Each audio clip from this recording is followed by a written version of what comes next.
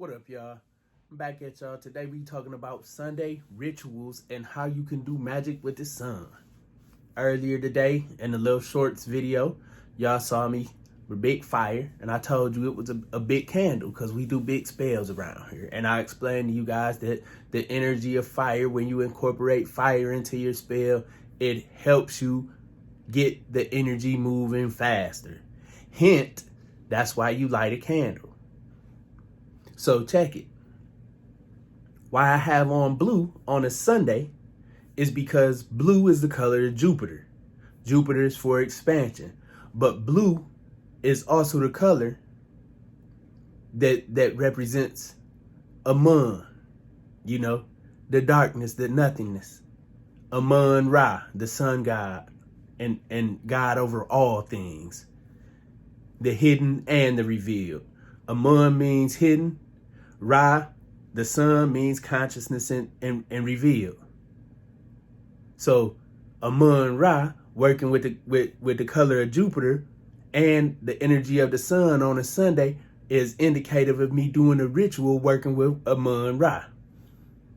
Does that make sense to you guys? Now, a little bit later, you'll see a little clip of me walking down the sidewalk, going to some dandelions. Taking y'all on a magical journey. Because today is Sunday, the day of the sun, and we're going to talk about solar magic. A good motherfucking magician, witch, sorcerer, whatever you want to call yourself.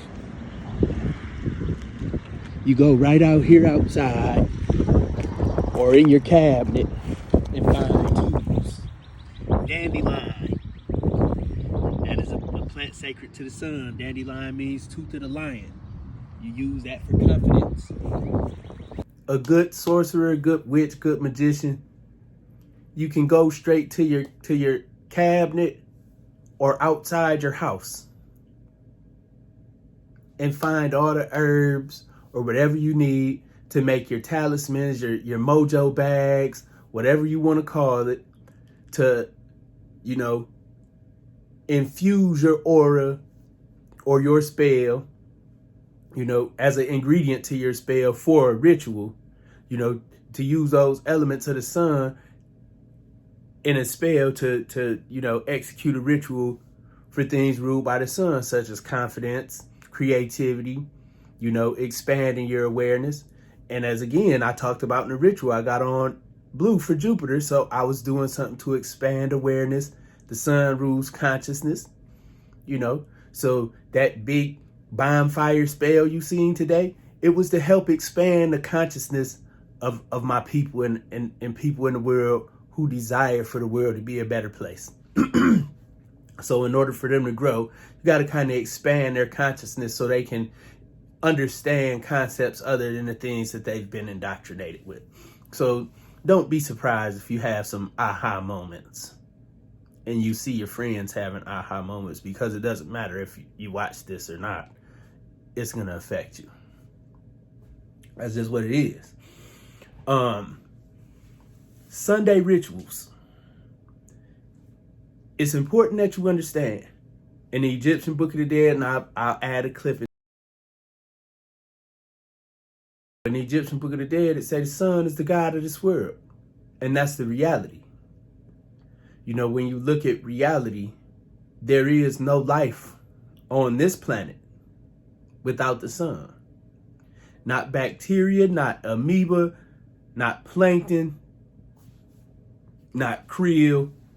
None of the stuff that make up the food chain can thrive or survive or exist without the sunlight. So indeed, the sun is the god of this world, the giver of life. There's vitamins that your body can't receive or even process without the sunlight.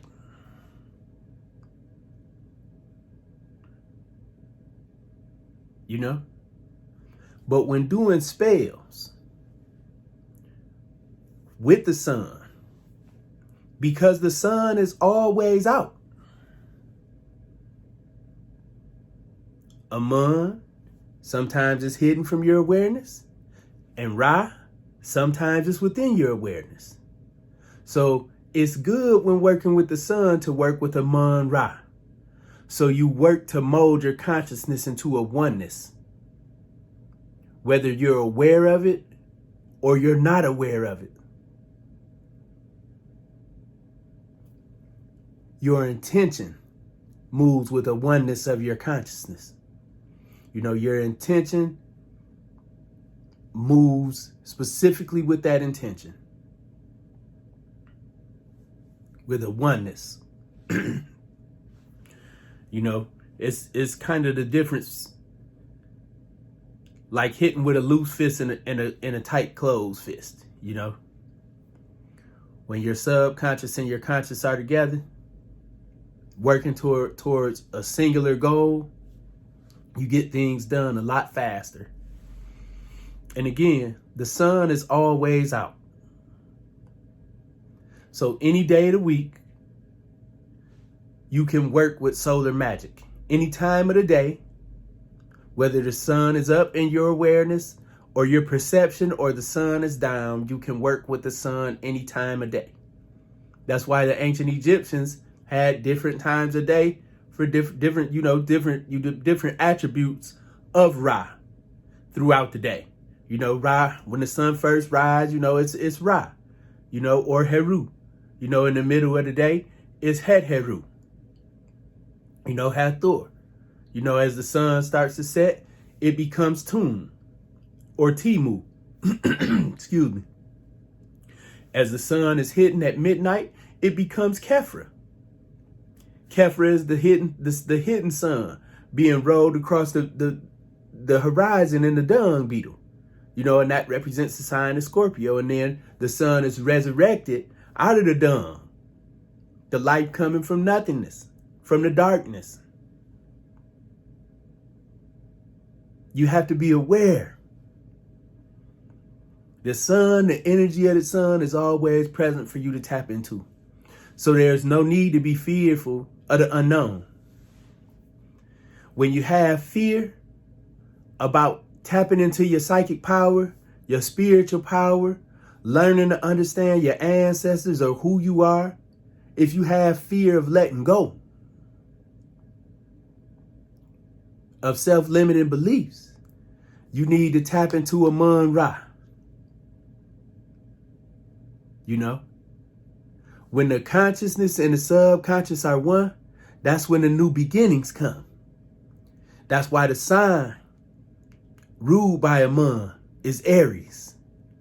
And the ram is sacred to a Mun. Those of y'all know me, you know I drive a ram, and you know some of my jewelry got rams on it. And my moon sign is Aries.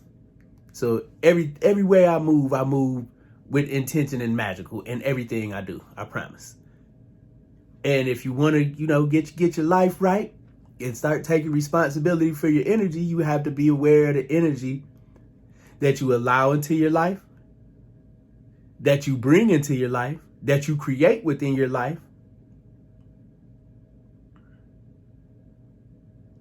And take responsibility for those things. And you're going to see a drastic shift in your life. You're going to start to see that you're manifesting the things that you want. A lot of the things that you don't want, you manifest by the choices that you make. So you have to really make a conscious effort to control your thoughts. You know, stop negatively reinforcing ideas in your mind because you put spells on yourself. Not only should you learn herbs and metals and planetary correspondence, you should learn the meaning of words. Because even though you don't know how you're using words consciously, it still casts that spell. It still casts the spell. So be aware of your words, learn your plants and your elements, and know that, you know, Ra is always present, whether you can perceive him or not with your eyes. Consciousness is always present. It's just a matter of you aligning your awareness with it. And that's what my big ritual was today, to help align everybody's awareness with their consciousness and their soul and their purpose, you know, so they don't continue to be misled by self-limiting beliefs. Good rituals for the sun, you know. I want to hear some results. Even if you're out grabbing dandelions or cinnamon out your cupboard, you know, burning frankincense, you know, while you meditate on building your confidence, use the things in the you know, correspondence book. I leave a link in the description. You know, use the things in the Herbal Encyclopedia. Build you some spells to create some rituals to work on your confidence, your creativity, your self-worth, your spiritual awareness,